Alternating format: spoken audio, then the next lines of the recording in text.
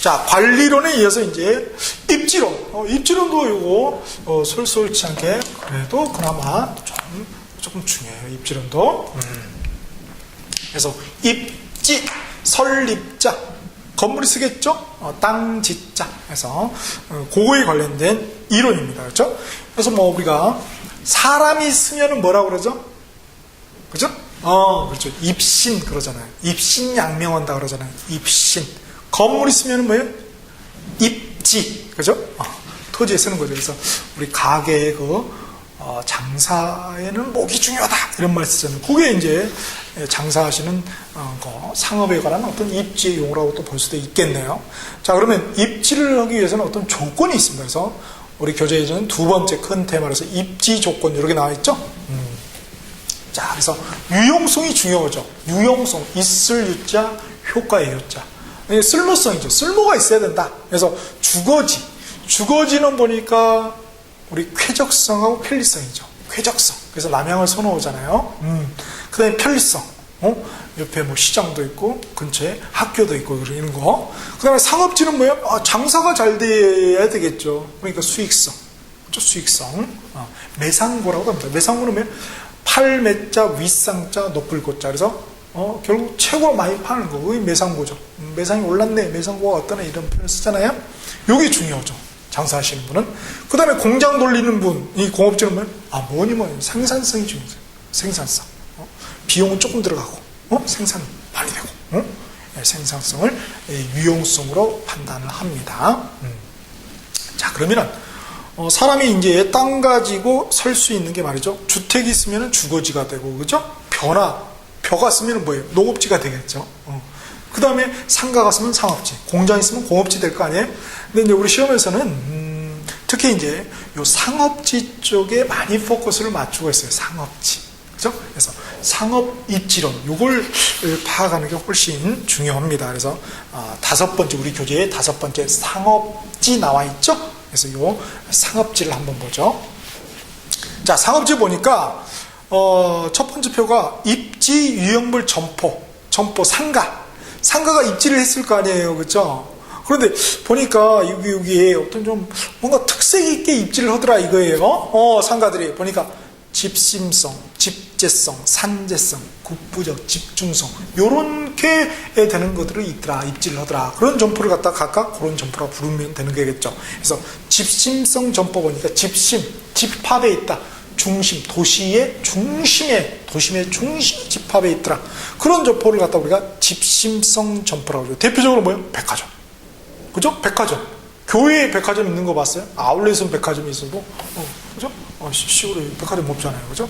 항상 도심에 있죠. 명동 한복판 가야 있잖아. 그죠? 강남 한복판 가야 되겠고. 그 다음에 집지성. 집합에 있는 거예요. 집합에서 있을 제자. 함께 있는 거예요. 응? 그러면 좋은 거야. 대표적인 거예요. 가구점. 그죠? 가구단지 여러분 가보시면, 가구점 하나만 딸랑 있어요. 여러 개 가구점이 같이 있어요. 그렇잖아요. 요게 집재성 점포입니다. 그죠? 그 다음에 산재성. 흩어지면 좋은 거죠? 대부분의 점포들이 다 이런 거죠. 식당 같은 거. 대부분의 점포들이 흩어지면 좋은 거죠. 그죠? 흩어지면 좋다. 정말 경쟁자가 없으면 좋은 거죠. 근데 꼭 그쪽 관점에 따라서 약간 좀 차이는 있을 것 같아요. 여하튼. 그 다음에 국부적 집중성. 요게 말이 어렵네. 국부. 참, 한자, 다이어네. 뜻이 많네. 국가의 부도 국부고, 그죠? 그 다음에 국한되다 할 때 이 국자가 있죠. 한자로.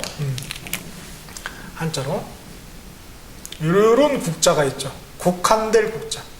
제한될 국자. 그래서 전쟁인데 말이죠. 그냥 국가 대 국가 그냥 다 그냥 쏟아. 이런 거 갖다 우리가 전면전이죠. 전면전. 그렇지 않고, 그냥 이렇게 조금 이렇게 휴전선 이런데 경계선에 조그만 지역, 국한된 지역에서 전쟁 터진 걸 뭐라고 그럽니까? 그쵸, 국지전.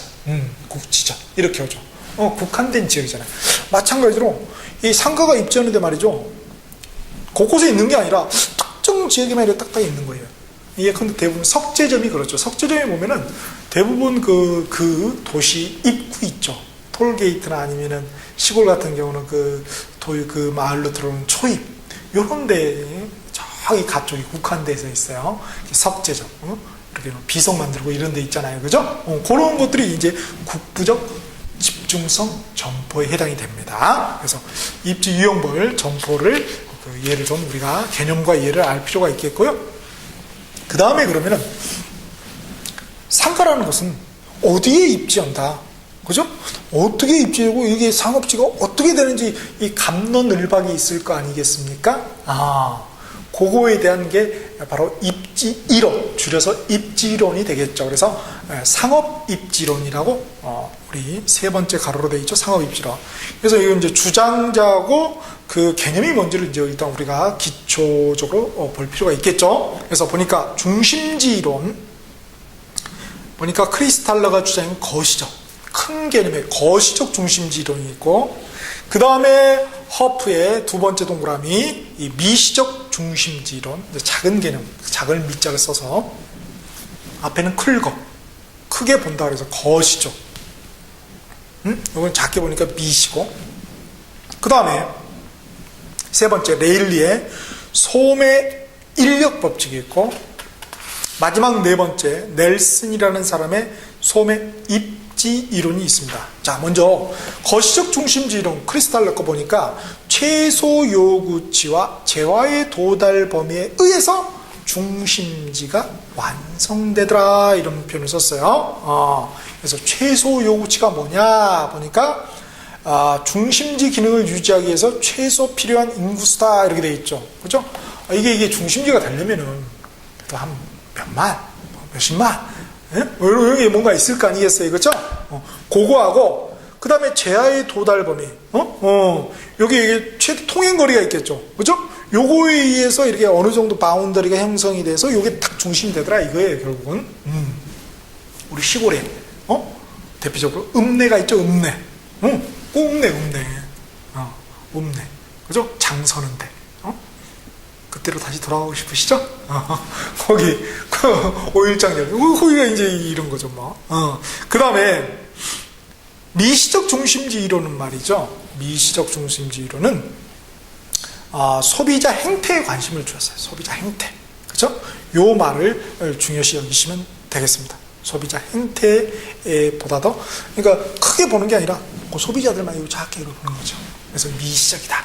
이렇게 표현을 썼고요. 그 다음에, 레일리의 소매 인력법칙 또는 소매 중력법칙, 중력, 무식한 말로 그래버티죠. 이 인력, 중력, 끌어당기는 게 있잖아요, 그죠? 그러니까 이게 어떤 무게가 있으면, 질량이 있으면은 끌어당기잖아요, 그죠? 지구가 있어, 달이 있어요. 지구하고 달이 있어. 끌어당겨요. 서로 끌어당기는 힘이 있잖아요. 근데 지구가 더 세, 질량이. 그러니까 달이 이렇게 붙어 있잖아요. 지구가 이렇게 있고, 그죠? 그럼 그 사이에 인공위성이 둥둥둥둥 떠다니죠. 인공위성이 지구 쪽에 가깝겠어요? 달 쪽에 가깝겠어요? 당연히 큰 쪽인 지구 쪽에 더 가까이 있겠죠. 요놈이 크니까 이렇게 끌어당기죠. 마찬가지로 여기에 도시가 이렇게 큰 도시가 하나 있고 조그만 소도시가 하나 있어요. 그러면 이 중간에 조그만 마을들이 있겠죠. 그러면 어느 쪽으로 많이 쇼핑하러 가겠어요? 당근이죠. 그죠? 지구 쪽으로, 달 쪽에. 요쪽으로 소풍 가겠죠. 쇼핑으로. 그게 바로 소매 인력 법칙이라는 것입니다. 별게 아니죠. 그 다음에 마지막으로 넬슨의 소매 입지 이론. 요거는 소매 상점이 입지할 때 8가지 원칙이 있더라. 요런 원칙을 지켜서 소매점이 입지하면 돈 좀 벌겠더라. 요걸 제시한 겁니다. 별거 아니겠죠, 이것도? 자, 그 다음에 이제 마지막으로 이제 공업지라는 게 있습니다. 공업지. 자, 공업지에서는 이제 좀 용어의 개념이 좀 중요합니다. 그래서 LQ라는 게 나와 있죠. LQ 쭉 보시면은 용어에서 입지계수 LQ, 그래서 Location Quotient LQ. 사람 요거는 뭐예요? IQ. 요거는 EQ. 그렇죠? 요새는 뭐 별Q가 다 있죠. 우리는 LQ가 중요해요. LQ. 그래서 Location Quotient다 이렇게 돼 있죠? 로케이션이 뭐예요? 위치시키는 것, 입지죠, 결국. 요거에 관련된 거예요. 그래서 입지계수예요.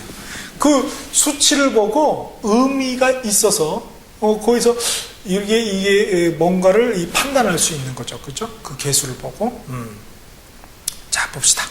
그래서 입직에서 LQ 보니까 LQ는 공식이 뭐라고 되어 있어요?